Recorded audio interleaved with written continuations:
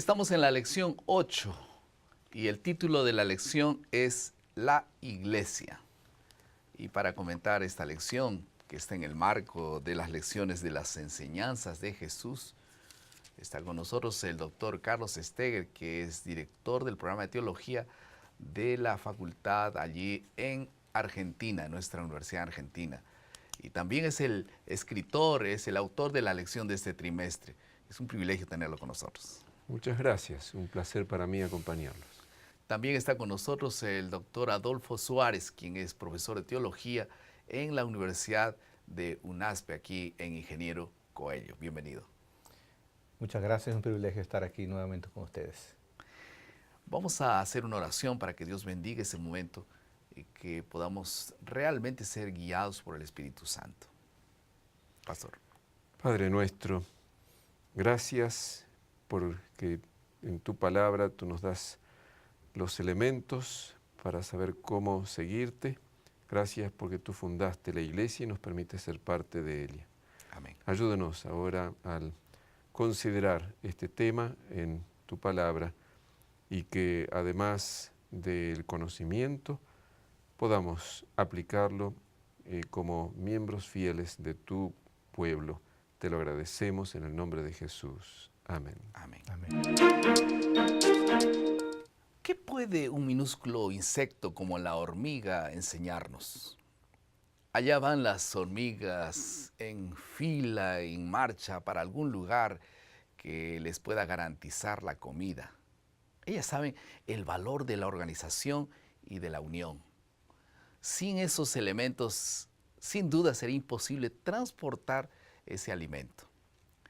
Si es preciso resumir la vida de las hormigas en una sola palabra, yo escogería la palabra comunidad. Ellas dependen enteramente unas de otras. La pequeña fuerza individual se torna milagrosa a través de la unión para el trabajo. Hormigas trabajan día y noche. ¿Tú ya observaste alguna hormiga durmiendo o estar parada por allí? Claro que no, jamás vas a ver, porque las hormigas no duermen. Ellas se revezan en turnos, ellas están turnándose permanentemente, pero no paran. En ese lapso, ellas tienen una baja en su metabolismo y quedan paradas no quedan paradas, sino quedan un poco más lentas por un tiempo. Después de renovar sus fuerzas, ellas continúan su turno. Es día y noche, en la luz y en la oscuridad. Las hormigas trabajan por su alimento. El enfoque de la lección de esta semana es reconocer que la iglesia sirve mejor a los miembros y a la comunidad cuando está unida. Vamos a pasar a la segunda parte de nuestro bosquejo. En esta parte de la exploración del texto vamos a tocar dos asuntos. En primer lugar, fundamento de la iglesia y en segundo lugar, la unidad de la iglesia. Vamos a la primera pregunta entonces. ¿Por qué es tan importante saber que la iglesia, frágil como a veces pueda parecer, está fundamentada sobre el propio Jesús? ¿Qué es lo que dice Jesús o qué es lo que enseña Jesús sobre este asunto?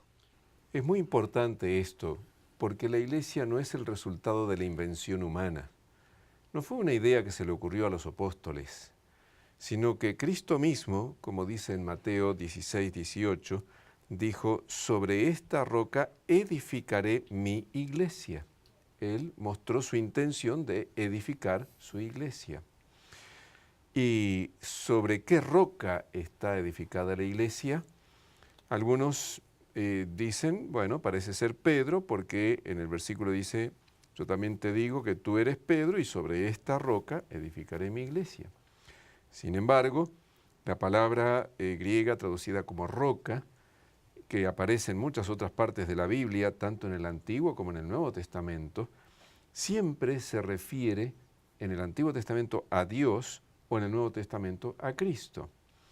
En el mismo Evangelio de Mateo, Cristo habló del hombre prudente que edificó su casa sobre la roca y dijo, el que oye mis palabras y las hace, es como el hombre prudente que edifica sobre la roca. Así que la roca son las palabras de Jesús y Cristo mismo, por supuesto.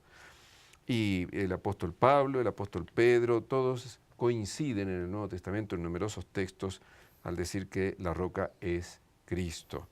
Y Pablo dice en 1 Corintios 3:11, nadie puede poner otro fundamento que el que está puesto, el cual es Jesucristo. Eso quiere decir que no solo es importante reconocer que Cristo es la roca y la base de la iglesia, sino también que Él la sustenta permanentemente.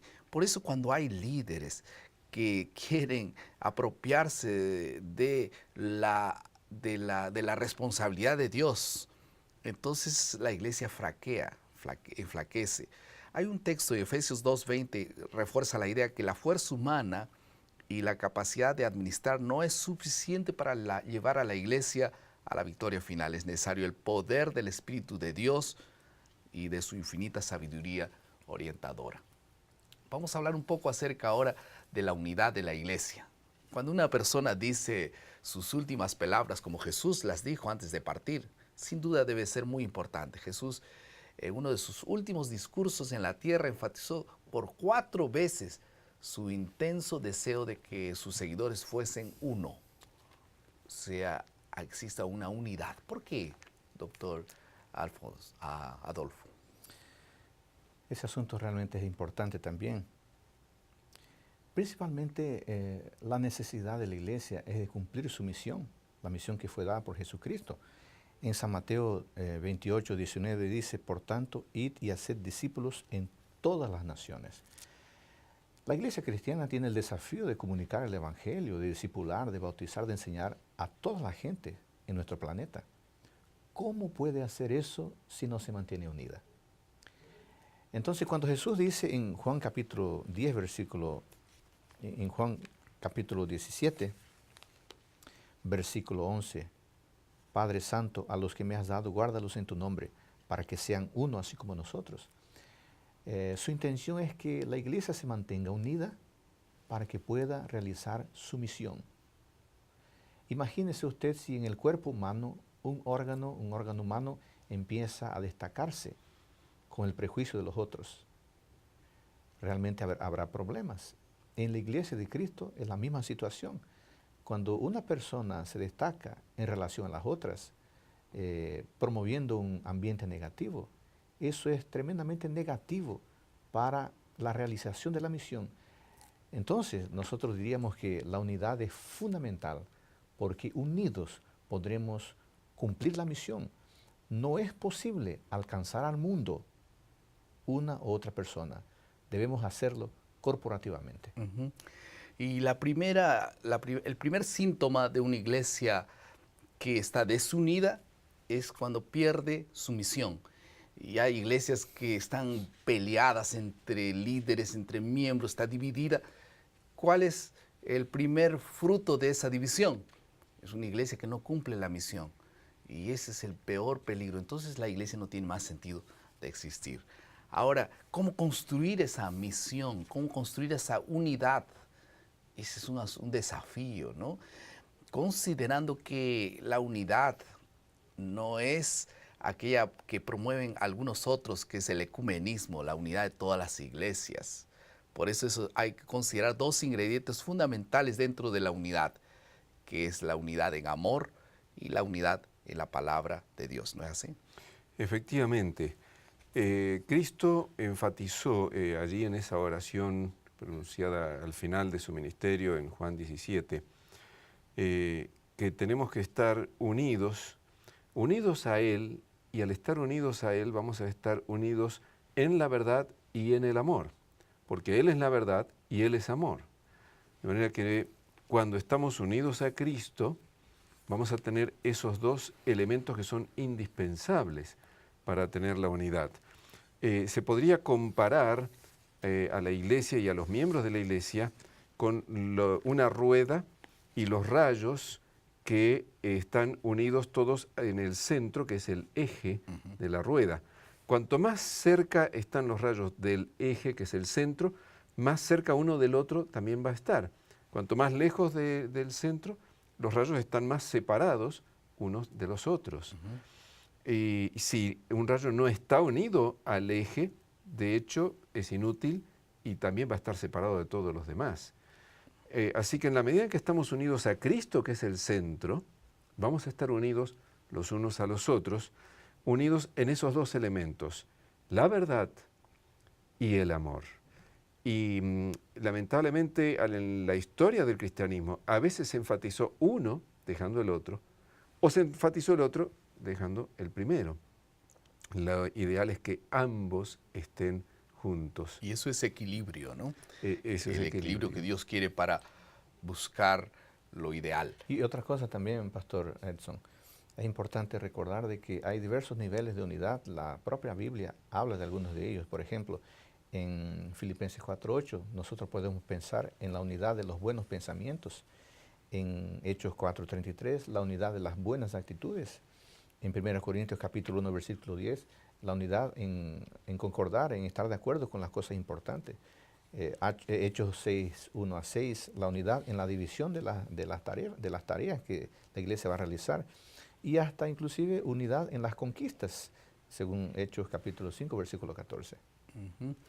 Hay un texto lindo en Efesios 4:3 que dice, esforzándonos diligentemente por preservar la unidad en el Espíritu, en el santo vínculo de la paz. Todos somos llamados a salvaguardar la unidad de la iglesia. Vamos a pasar a la tercera parte de nuestro bosquejo. Tal vez en esta parte nosotros necesitamos aplicar 3 asuntos importantes. En primer lugar, orar por la unidad. No solo orar por la unidad de la iglesia, del grupo pequeño, sino también de tu familia. Así como Jesús oró por la unidad de la iglesia en el pasado, nosotros podemos seguir clamando al mismo Dios para pedir la unidad de nuestra iglesia. En segundo lugar, unidad, y es completamente diferente que uniformidad. Por eso es que Dios dio a todos dones diferentes, pero todos sirven a un solo objetivo. En tercer lugar, tenemos que tener equilibrio, que es importante hoy para que nosotros podamos no solamente enfatizar el amor, como ya dijo el doctor Stegger, sino también enfatizar la verdad equilibradamente. Y para terminar, debemos considerar el principio de la unidad. Como muchos promueven el ecumenismo, nosotros creemos firmemente que la unidad es el remanente de Dios unido en alrededor de Jesús y la verdad, que pueda ser siempre nuestra búsqueda permanente. Vamos a la última parte de nuestro bosquejo.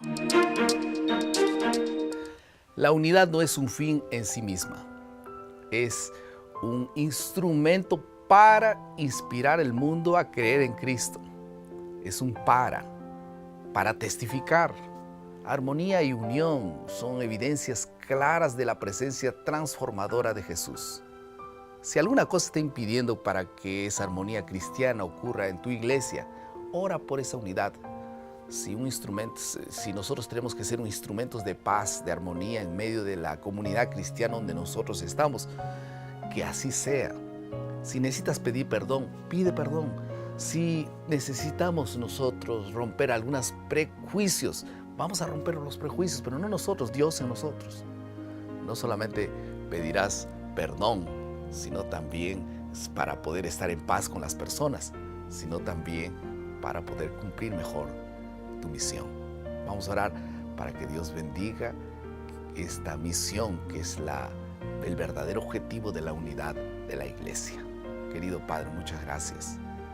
Bendice, Señor, todos los que son beneficiados con tu gracia y que la iglesia pueda fortalecerse y quedar unida para poder tener más fuerza para predicar.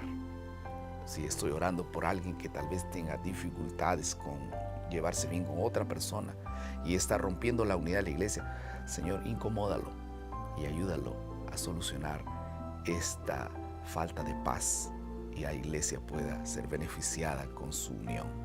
En el nombre de Jesús. Amén.